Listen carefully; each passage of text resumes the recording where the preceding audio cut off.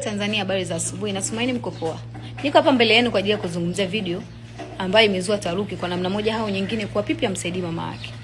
Kwanza napenda kumpongeza mama wangu kwenye umri wa miaka 46 akiwa anafanya biashara ya malimao.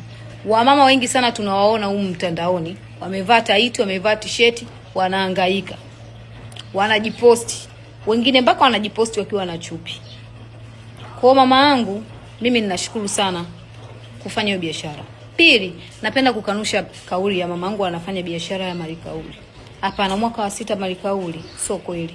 Ana msingi wake mwenyewe. Kwa mtu ambaye ametoa taarifa hizo, na ametoa taarifa za uongo kuhusiana na malikauli, ila biashara ya ndimu na malimao ni ya kwake kweli.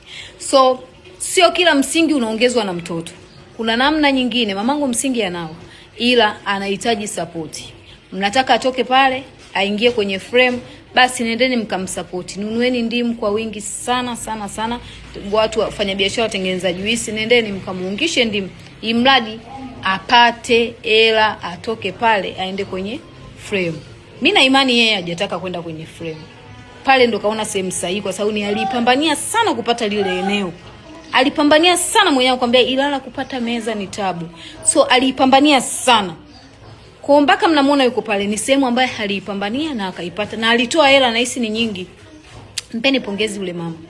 Wamama wengi sana wanajizalisha huko mtandaoni. Mamangu ni mama bora kwa namna nyingine, japokuwa mwanae mimi kidogo nimemuungisha kwa mambo ya mapambano, sijui upambanaji hivyo. So bado mama wangu ananihudumia. Mimi nikipata hela nafanya majukumu ambayo mamangu ananiambia sasa inabidi uwe na hiki, sasa uwe na hiki, ila hajawahi kutamani hela yangu. Huyo mama hajawahi.